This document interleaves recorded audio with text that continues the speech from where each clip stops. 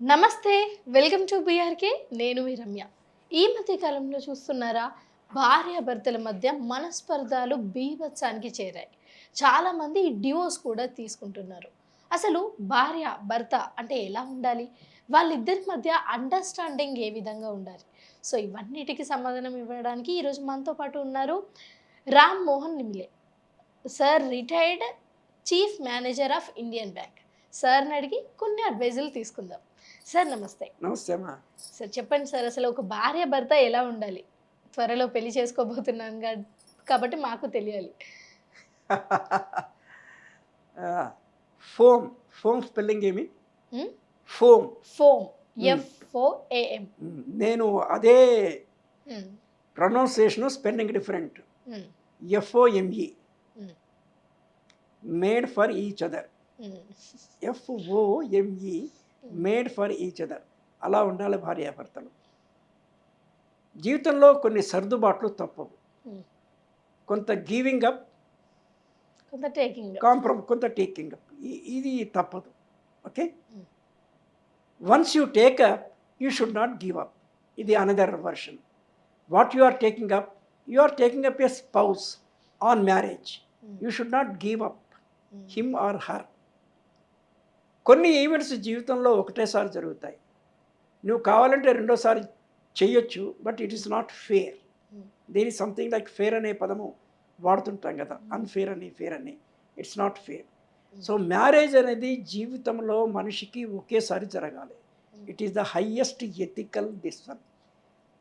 ఆ particular person చనిపోయినా బతికున్నా, ఒకసారి మ్యారేజ్ అయింది, భార్యో భర్తో చనిపోయారు, but you are committed to him or her for entire life. వీడు పోయారు కదా, ఓ పని అయిపోయింది, మరి ఆయన ఇంకోళ్ళని పెళ్లి చూసుకోకూడదు. కానీ ఇప్పుడు జనరేషన్ ఎలా ఉంది అంటే, భార్యలను భర్తను, భర్త భార్యని, భార్య భర్తని చంపేసి మరి వాళ్ళు ఇది కలియుగ దారుణాలమ్మా. అది మనము we need not take pride in that things. We should condemn them అన్ఈక్వివోకల్గా. We should condemn them. It cannot be like that. నువ్వు పెళ్లి చేసుకో, దట్ ఐ అగ్రీ. కొంతమంది లేడీస్ కానీ జెంట్స్ కానీ, for example Kalam, he did not marry for whatever reason. Vajpayee, he did not marry for whatever reason. That is welcome. నువ్వు పెళ్లి చేసుకుంటా, మొగని చంపేస్తా, భార్యను చంపేస్తా, చాలా దారుణాలు చూస్తుంటాను నేను. I get sort of heart బర్నరే how we are heading.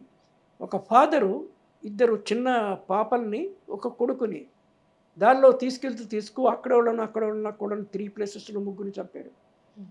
As a father or mother you are trustee for your children. వాళ్ళ చిన్నపిల్లలు, వాళ్ళకి తెలియదు, దే ట్రస్ట్ యూ.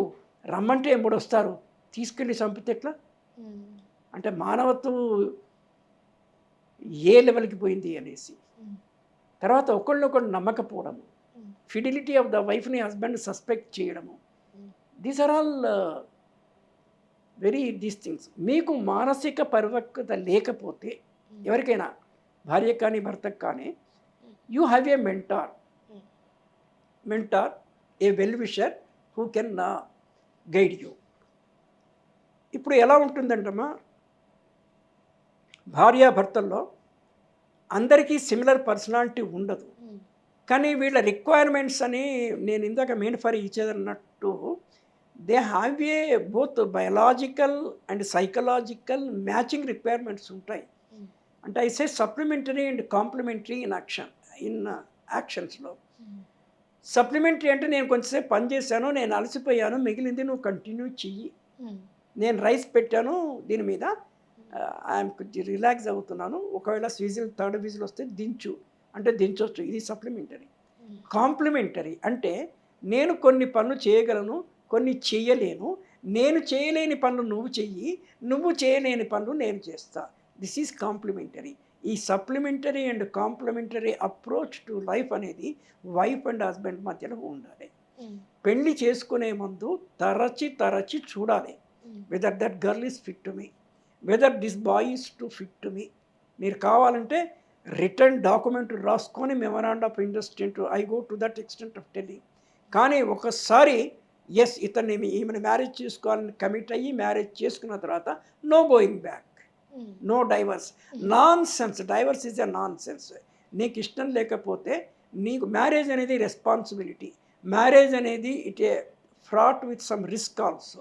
రిస్క్ ఉంది, అన్సర్టనిటీ ఉంది మ్యారేజ్లో. ఎప్పుడేమేదో తెలియదు.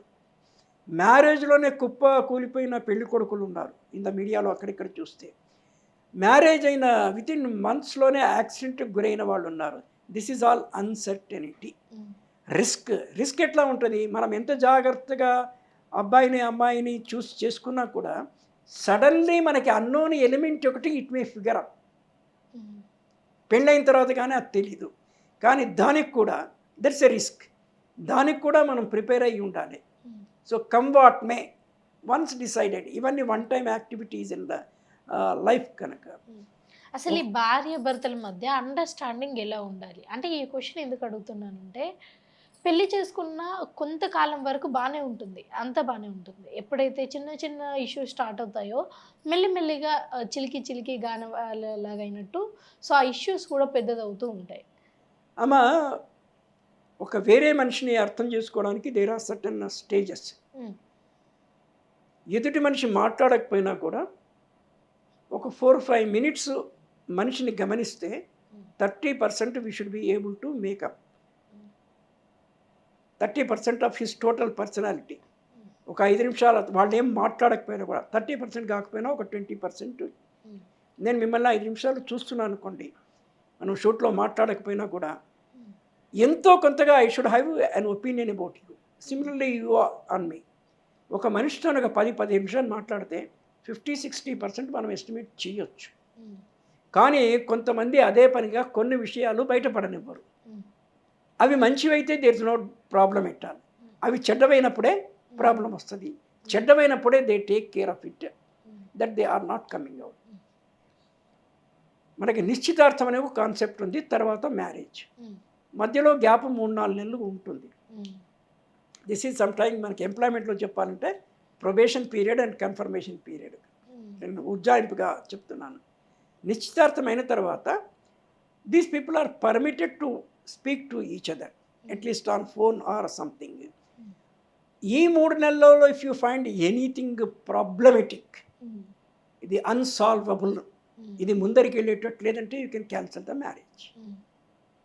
నిశ్చితార్థమైన తర్వాత కూడా నిశ్చితార్థం పెట్టిందే దానికి. అంటే నా రీడింగ్లో స్టేట్ మ్యారేజెస్ చాలా తక్కువ. నిశ్చితార్థమైన తర్వాత 1 week జరిగేటివి కూడా చాలా తక్కువ.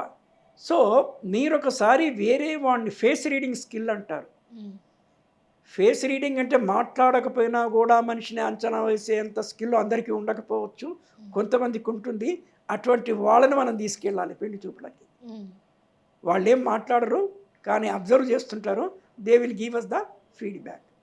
Now these days third party investigation agencies కూడా ఉన్నాయి with respect to their property కానీ వేరే యాక్టివిటీస్ కానీ. వీడు ఈవినింగ్ ఎక్కడ పోతున్నారు, క్లబ్కి పోతున్నాడా, హాస్టల్కి పోతున్నాడు, ఎక్కడ పోతున్నారు, అలాంటి ఫీ పెయిడ్ సర్వీసెస్ కూడా ఉన్నాయి. ఈ జాగ్రత్తలు నేను ముందు తీసుకున్న తర్వాత ఒకసారి మ్యారేజ్ అయిన తర్వాత ఇద్దరికి కూడా కొంచెం బుద్ధి కలిగి ఉండాలి, both wife and husband. What you call, నేను నిన్ను భరిస్తాను, నువ్వు నన్ను భరించు. భార్య అంటే ఆ పదాలు కూడా అట్నే చూడు. భార్య భర్త ఒకళ్ళనొకళ్ళు భరించే వాళ్ళే భార్య భర్తలు. ప్రతి మనిషి ఎవరికి వాళ్ళు ఇండిపెండెంట్ అండ్ ఇండివిజువల్. ఇది కామన్ సెన్స్ కదా.